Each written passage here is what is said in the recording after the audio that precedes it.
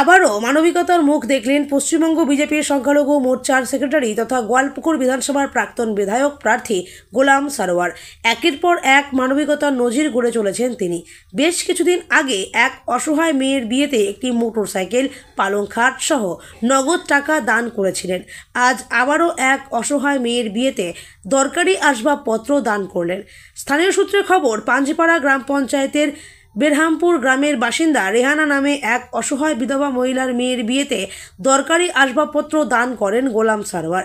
জানা যায়, কিছুদিন আগে তার স্বামী পরিযায়ী শ্রমিকের কাজে ভিন রাজ্যে গিয়েছিল। ট্রেনে ওঠার সময় কারণবশত পড়ে গিয়ে সেখানেই মৃত্যু হয় তার।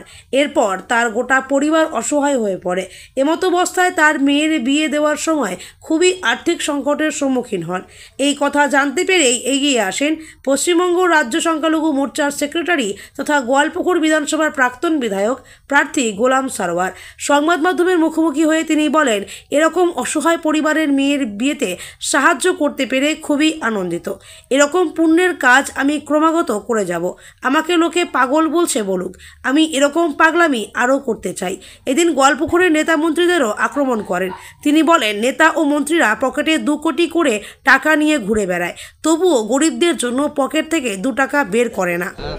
আমি ঠিকরিবাড়ি এই গোয়ালপুকুর ব্লক 1-এ ডিস্ট্রিক্ট উত্তর দিনাজপুরের ভিতরে গোয়ালপুকুর 1 ব্লক আছে। তার জিপি গ্রাম পঞ্চায়েতের নাম খাগর গ্রাম পঞ্চায়েতের একটা চক আছে যার নাম ঠিকরিবাড়ি চক। ঠিকরিবাড়ি চকে সাবির নামে যে ফার্নিচারের দোকানদার আছে তার কাছে আমি এই ফার্নিচারগুলো নিয়ে আমি এখন বেরহামপুর যাব। পাঞ্জিপাড়া অঞ্চলে বেরহামপুরের যে একটা লোক ট্রেন দুর্ঘটনাতে, ট্রেন হাদসাতে চণ্ডীগড়ে মৃত্যু হচ্ছিল ট্রেনে চড়ার সময়, তার বাড়িতে আমি গেছিলাম। তার বাড়িতে আমি যাই দেখলাম কে একটা আব্দুল কালাম নামে এই ছেলেটা, ছোট ছেলে, তার একটা বোন আছে, আর ওনার বোনের জন্য বিয়ের ব্যবস্থার জন্য সে সময় আমি বলছিলাম যে ওই মেয়েটার যতটুক দান পান লাগবে, যতটুক একটা মেয়েকে দেওয়ার সমাজের ভিতরে দরকার আছে, আমি তার জন্য এই কালামের যে পরিবার আছে ওনাকে আমি কথা দিয়েছিলাম যে আমি আপনার পরিবারের সদস্য হয়, আমি নবীর আর আল্লাহকে মানি, আমি নবীর উম্মতের দিলাম আমি।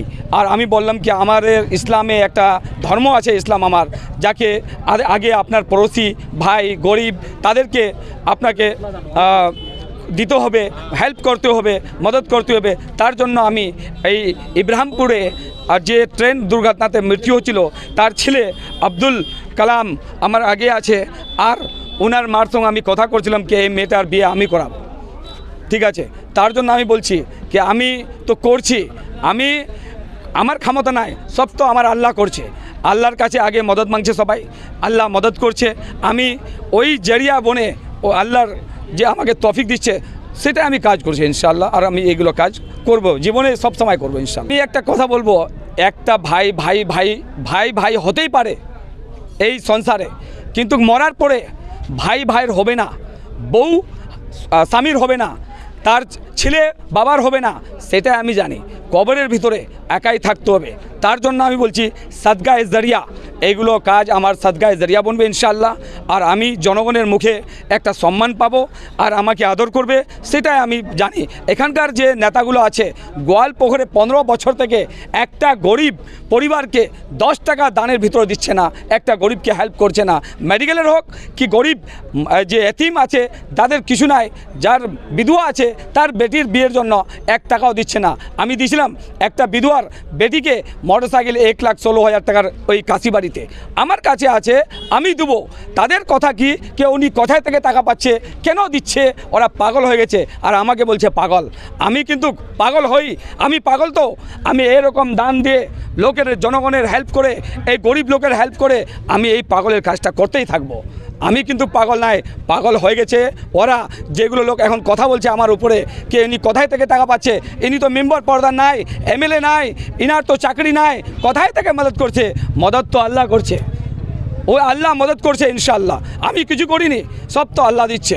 আর আমি গরিবের হয় যতটুকু হবে, আমি এখানে যতদিন থাকবো ইনশাআল্লাহ আমি গরিবের হয় কাজ করব।